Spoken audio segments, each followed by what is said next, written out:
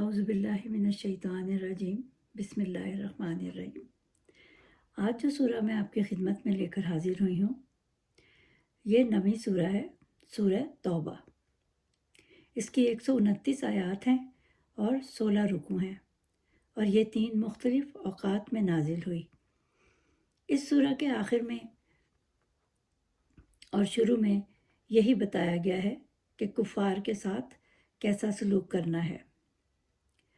دراصل یہ سورہ انفال کا ہی حصہ ہے، اس لیے اس کے شروع میں بسم اللہ نہیں ہے، کیونکہ جب ہم سورہ انفال پڑھ رہے ہوں گے جو کہ 8ویں سورہ ہے، تو یہ سورہ جب شروع ہوگی تو اس میں بسم اللہ الرحمن الرحیم نہیں پڑھا جائے گا۔ لیکن اگر آپ تلاوت کر رہے ہوں اور آپ نے سورہ توبہ کی تلاوت کرنی ہو تو آپ نے ضرور بسم اللہ الرحمن الرحیم پڑھنی ہے۔ یہ سورہ 3 مختلف اوقات میں نازل ہوئی ہے اور مدنی سورہ ہے، اور یہ سورہ 9 ہجری میں نازل ہوئی۔ اس سال رسول اللہ صلی اللہ علیہ وسلم نے حضرت ابو بکر رضی اللہ تعالیٰ کو امیر حج بنا کر بھیجا، اور تو ان کے جانے کے بعد سورت کا یہ حصہ نازل ہوا۔ تو حضرت محمد صلی اللہ علیہ وآلہ وسلم نے حضرت علی رضی اللہ تعالیٰ کو یہ حصہ دے کر بھیجا کہ وہاں جائیں اور بتائیں کہ معاہدے توڑ دیے گئے ہیں جو کفار کے ساتھ کیے گئے تھے۔ تب تک مکہ فتح ہو چکا تھا، بہت سے لوگ مسلمان ہو چکے تھے۔ تو اس وقت حضرت علی رضی اللہ تعالیٰ عنہ نے یہ آیت پڑھ کر سنائی کہ اب تمہارے اور ہمارے درمیان کوئی معاہدہ نہیں، اور یہ اعلان کیا گیا کہ آج کے بعد صرف مسلمان حج کر سکیں گے، مشرکین کا حرم میں داخلہ بند کر دیا جائے گا، کوئی بھی شخص برہنہ طواف نہیں کرے گا، اور سورہ کے دوسرے حصے میں لوگوں کو جہاد کا حکم دیا گیا ہے۔ صلح حدیبیہ کے بعد حضور صلی اللہ علیہ وآلہ وسلم نے اسلام کی تبلیغ کے لیے اور دعوت دین کے لیے وفود بھیجے تھے، جبکہ ایک وفد جو کہ 15 افراد پر مبنی تھا رومی سلطنت کی طرف بھیجا گیا، تو ان سب کو قتل کر دیا گیا۔ آپ نے بصرہ کے رئیس شرحبیل بن عامر کو خط لکھا تو اس نے قاصد حارث بن عمیر کو قتل کر دیا۔ ان واقعات کو روکنے کے لیے آپ صلی اللہ علیہ وآلہ وسلم نے 3000 افراد پر مشتمل ایک لشکر بھیجا، اور شرحبیل 1,00,000 کی فوج مقابلے کے لیے لے آیا، اور مودا کے مقام پر یہ مقابلہ ہوا۔ یہ مقابلہ 1 کے مقابلے میں 33 کا مقابلہ تھا، جہاں بڑے پائے کے جرنیل شہید ہو گئے۔ مسلمان تعداد میں بہت کم تھے، لیکن کفار پھر بھی مسلمانوں پر قابو نہ پا سکے۔ یہ وہ جنگ ہے جس میں آخر میں خالد بن ولید نے کمان سنبھالی تھی، اور ایک دن میں ان کے ہاتھ سے 9 تلواریں ٹوٹی تھیں، لیکن خالد بن ولید بحفاظت اپنے لشکر کو لے کر لوٹنے میں کامیاب ہو گئے۔ اس زمانے میں رومیوں کا ایک عربی کمانڈر فربہ بن عامر الجزامی مسلمان ہو گیا، تو شاہ قیصر نے اسے بلایا اور کہا، یا تو اسلام چھوڑ دو اور اپنے عہدے پر برقرار رہو، ورنہ سزا کے طور پر پھانسی کے لیے تیار ہو جاؤ۔ اس نے کہا کہ مجھے سزائے موت قبول ہے، لیکن رومیوں کو سبق سکھانا تھا، تو حضور صلی اللہ علیہ وسلم نے شدید گرمی میں تبوک تک کے سفر کا ارادہ فرمایا۔ اس وقت مدینہ میں وسائل کی کمی تھی، حالات ناموافق تھے، شدید گرمی تھی اور فصل پکنے کو تھی۔ اس وقت صحابہ کرام نے بہت بڑی بڑی مالی قربانیاں دیں، جو کہ اسلامی تاریخ بیان کرنے سے قاصر ہے۔ رجب 9 ہجری میں آپ صلی اللہ علیہ وسلم 30,000 مسلمانوں کو لے کر مقابلے کے لیے نکلے۔ تب تک قیصر جنگی تیاریاں مکمل نہیں کر سکا تھا کہ آپ فوج لے کر سرحد پر پہنچ گئے۔ وہاں پہنچ کر معلوم ہوا کہ قیصر نے اپنی فوجیں واپس بلا لی ہیں۔ آپ 20 دن تبوک میں ٹھہرے اور بہت سی چھوٹی چھوٹی ریاستوں کو اپنی ریاست میں شامل کر کے واپس آ گئے۔ اس زمانے میں مسلمانوں کے خلاف ایک اور سازش تیار کی گئی۔ یہ بنو خزرج کا ایک شخص تھا، بنو عامر، جو عیسائی ہو گیا تھا اور راہب بن گیا تھا۔ اس کو پیر و فقیروں کی طرح مانا جانے لگا۔ اس نے ایک عمارت بنا لی اور کہا کہ یہ مسجد ہے، مسلمان یہاں آ کر نماز پڑھیں، اور حضور صلی اللہ علیہ وسلم کو کہا کہ آپ آئیں، اس کا افتتاح کریں۔ تب اللہ تعالیٰ نے یہ آیات نازل کی کہ یہ مسجد مسلمانوں میں تفرقہ ڈالنے کے لیے بنائی گئی ہے اور یہ اسلام کے خلاف استعمال کرنے کے لیے بنائی گئی ہے۔ اور یہ بات صحیح بھی تھی، کیونکہ اس نے وہ عمارت بنائی ہی اسلحہ جمع کرنے اور مسلمانوں کے خلاف استعمال کرنے کے لیے بنائی۔ اس کو وہ مورچے کے طور پر استعمال کرنے والا تھا۔ تب وہ مسجد جلا دی گئی۔ اس سورہ میں 3 لوگوں کی توبہ قبول ہوئی ہے، اس لیے اس کا نام سورہ توبہ رکھا گیا ہے۔ 3 لوگ جان بوجھ کر جہاد میں شامل نہ ہوئے، یہی کہتے رہے کہ آج جائیں گے، کل جائیں گے۔ ان کی نیت ہی نہ تھی کہ وہ جہاد میں حصہ لیں، لیکن بعد میں انہوں نے آ کر حضور صلی اللہ علیہ وسلم سے معافی مانگی کہ ہم جان بوجھ کر نہیں گئے تھے، تو اس لیے ہمیں معاف کر دیا جائے۔ تو حضور صلی اللہ علیہ وسلم نے کہا کہ ان سے 40 روز تک تمام مسلمانوں کا مقاطعہ رہے گا، یعنی کوئی مسلمان ان سے بات نہیں کرے گا تاکہ ان کو سبق حاصل ہو۔ اور تب یہ آیات نازل ہوئی توبہ کی، اور وہی نازل ہوئی تو اللہ تعالیٰ نے ان کی توبہ قبول کر لی۔ یہ آیت نمبر 118 میں ہے کہ فوج میں جان بوجھ کر پیچھے رہ جانا کبیرہ گناہوں میں سے ایک ہے، لیکن کہا گیا کہ اگر سچے دل سے توبہ کی جائے تو اللہ تعالیٰ بھی معاف فرما دیتا ہے۔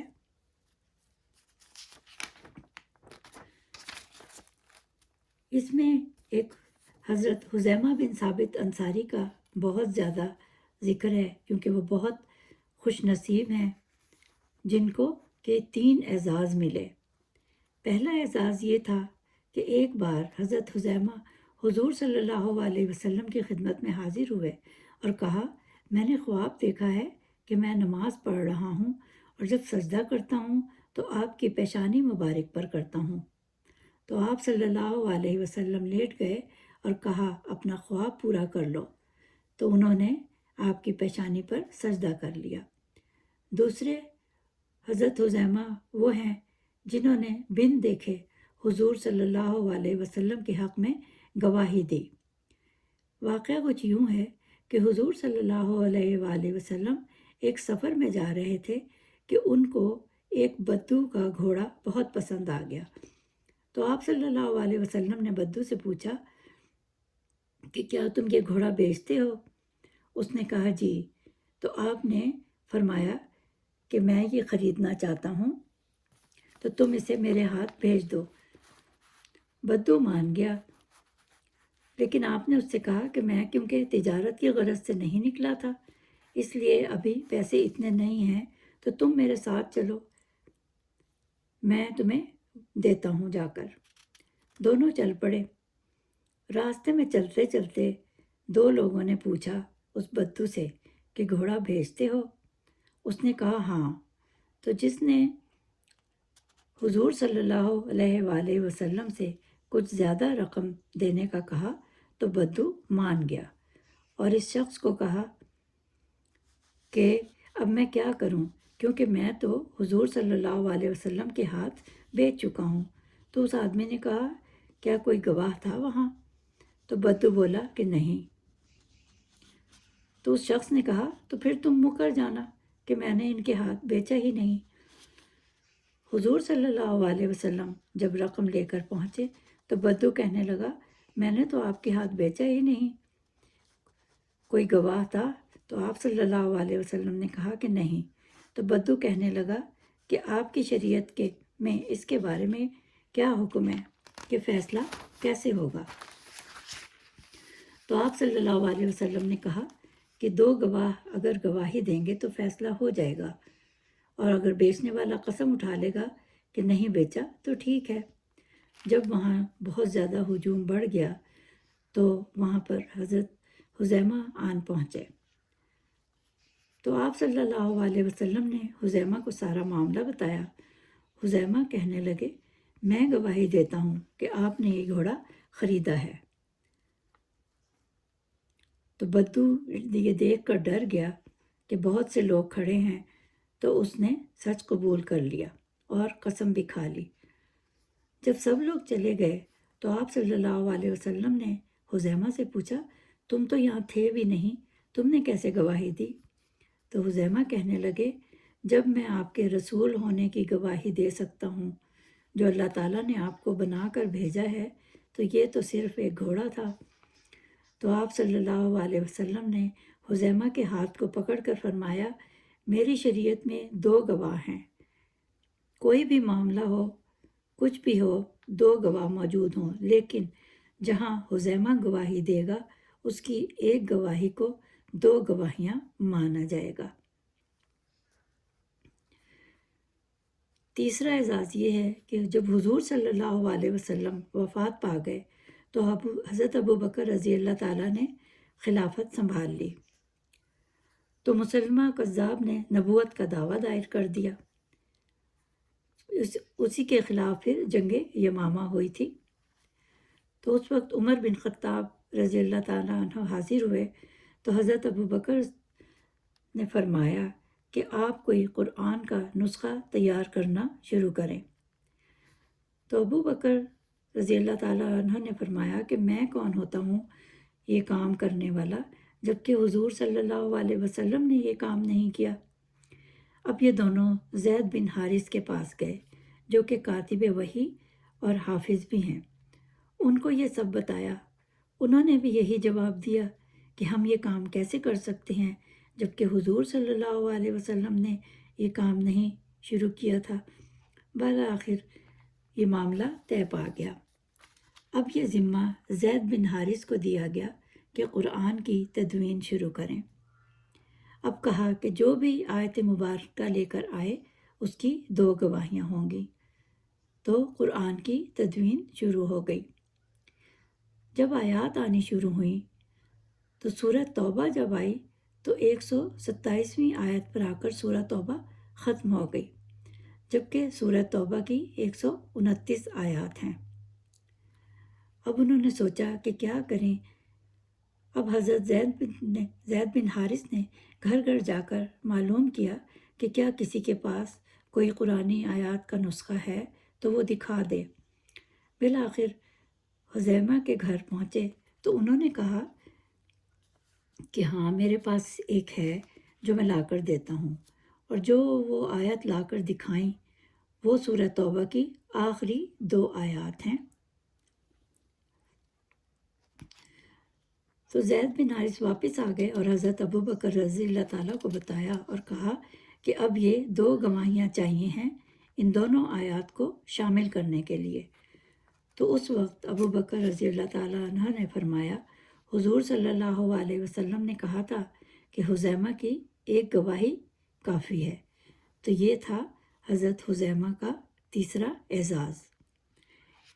اس صورت کی آخری 2 آیات کو پڑھنا بہت ثواب کا کام ہے، اور اگر اول و آخر درود شریف پڑھ کر 70 دن تک وظیفہ کریں تو اس کے پڑھنے والا غنی ہوگا۔ کوئی جادو ہو، کوئی بیماری ہو، 21 بار پڑھ کر دم کریں، صدقہ دیں، اور اول و آخر درود ابراہیمی پڑھنا ضروری ہے۔ اور اگر ہر نماز کے بعد 1 بار پڑھ لیں تو تمام زندگی ہر مصیبت، ہر پریشانی سے بچے رہیں گے۔ وہ 2 آیات شروع ہوتی ہیں لقد جاءکم سے لے کر آخر تک۔ کسی بھی مقصد کے لیے آپ پڑھ سکتے ہیں۔ وضو کر کے اس کا ترجمہ یہ ہے کہ تمہارے پاس حضور صلی اللہ علیہ وسلم آ گئے ہیں، تمہارا مشقت میں پڑھنا ان کے لیے مشاق ہے، تمہاری فلاح پر وہ بہت حریص ہیں، مومنوں پر بہت شفیق، نہایت مہربان ہیں۔